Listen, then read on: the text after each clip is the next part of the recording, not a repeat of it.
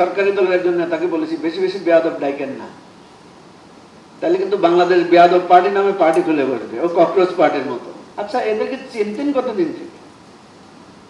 বলছে এদেরকে তো চিনি না, 17 বছর ধরে দেখি নাই। তো 17 বছর ধরে দেখেন নাই, হঠাৎ করে ওরা বললো ঢাকা ঘেরাও, শাটডাউন, আপনার লাখ লাখ কর্মী ওদের পিছনে চলে আসলো কেন? থামান নাই কেন? আপনার তো গুপ্ত গুপ্ত বলেন, পরে দেখা যাবে যে গুপ্তরা আপনার কণ্ঠে মস্তিষ্কেও চলে আসতে পারে। নির্বাচন পদ্ধতির যদি পরিবর্তন না হয়, নির্বাচন সংস্কারের আমরা যে আলোচনাগুলো করেছিলাম সেগুলো যদি ইমপ্লিমেন্টেশন না হয়, তাহলে আগামী নির্বাচন আরো বেশি আধুনিক ধরনের সহিংসতা এবং ম্যানিপুলেশন হবে। এটা লিখে রাখতে পারেন। আমাদের এখানে এই যে কষ্ট করে সময় দেওয়ার খুব বেশি আউটপুট আমরা পাবো না। একটা কথা বলি, এই যে তরুণদেরকে আমরা বারবার বলছি, মনিরা যে কথাটা বললো যে আপনি বলছি যারা বেয়াদব, এদের আচরণ খুব খারাপ।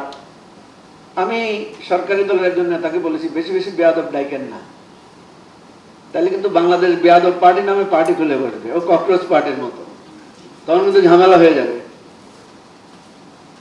মনে রাখতে হবে যে তরুণরা প্রতিবাদ করেছে একটা কঠিন সিচুয়েশনের জায়গায়, সেই তরুণদেরকে সঠিক পথে পরিচালনা করার দায়িত্ব আমাদের। বিএনপি নেতারা দাবি করে না যে আমরা ওনাদের সাথে যোগাযোগ করেছি, এই আন্দোলনে আমরা অনেক ভূমিকা রেখেছি, তরুণদের সাথে আমরা কোঅর্ডিনেশন করেছি। তো এত কোঅর্ডিনেশন করেছেন হাসিনাকে ফেলার জন্য, ওদেরকে আদব শেখানোর জন্য কোঅর্ডিনেশন করেন না কেন? ওদেরকে আদব শেখানোর জন্য সঠিক পথ দেখান নাই কেন?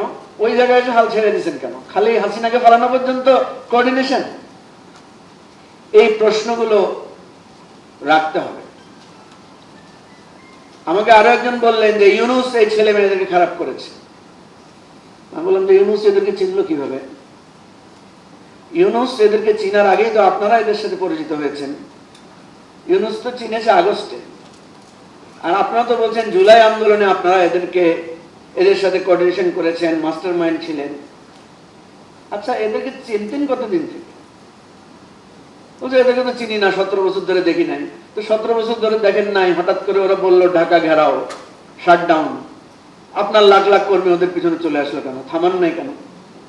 ওরা যখন বলল যে কি Dhaka long march to Dhaka 6 তারিখ থেকে 5 তারিখ আগায় নিয়ে আসলো, তখন এদের পেছনে আপনারা এত আনুগত্যশীল হয়ে গেলেন কেন? সুতরাং এই আলোচনাগুলো করছি নিন্দা করার জন্য না, পর্যালোচনার জন্য।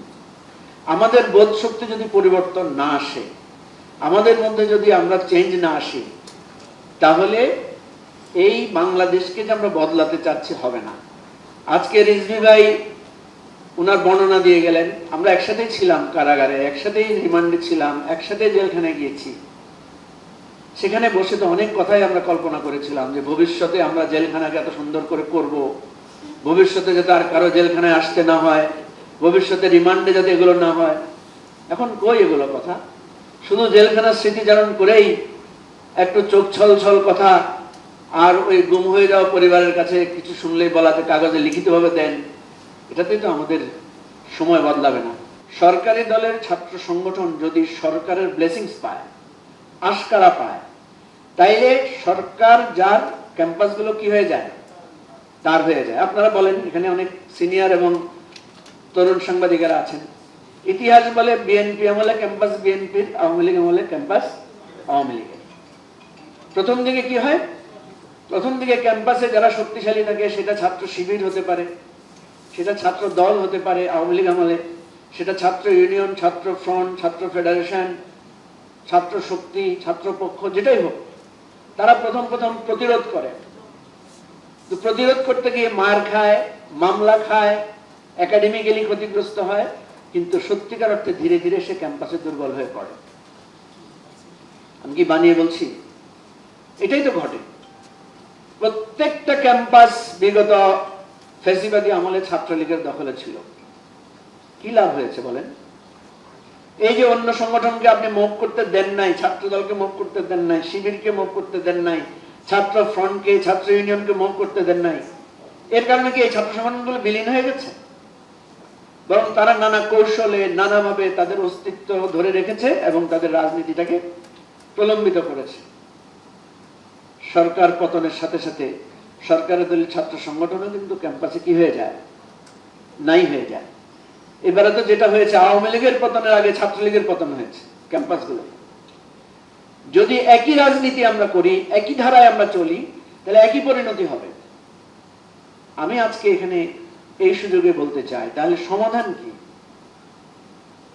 সমাধান একটা হতে পারে যে ঠিক আছে, সরকার যার, আমরা ক্যাম্পাস থেকে অন্যান্য ছাত্র সংগঠন সব আউট হয়ে যাবে, সব সরকারের কাছে ছেড়ে দিব, যে আপনারাই চালান, চাঁদাবাজি, ভাগ বাটোয়ারা, ভর্তি সব আপনারাই করেন। কারণ প্রতিরোধ করতে গেলেই তো রক্ত ঝরছে, প্রতিরোধ করে তো আমরা দাঁড়িয়ে থাকতে পারছি না। এই রক্তপাতের সমাধান কি? আরেকটা হইতে পারে দোয়া মাহফিল করা সারা বাংলাদেশে, যে সরকারি দলের সম্মতি দাও হে খোদা, একটা কর্মসূচি দেওয়া যেতে পারে। কি বলো মিতু?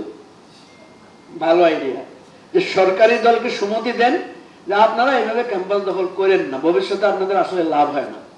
আপনারা ক্যাম্পাস সহজে দখল করেন, তাও ছাত্র ইউনিয়ন, তারপরে ছাত্র ফেডারেশন, ছাত্র শিবির, ছাত্র ফ্রন্ট কেউ বিলীন হয়ে যাবে না, তারা থাকবে নানা আঙ্গিকে।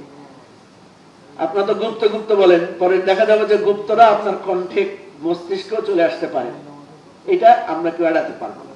সুতরাং আমরা অনুরোধ করব যে এই রক্তপাত ক্যাম্পাসের বন্ধ হওয়ার জন্য অধিকার একটা স্পেশাল ডায়ালগের আয়োজন করতে পারে, যে এই সমাধানটা কি।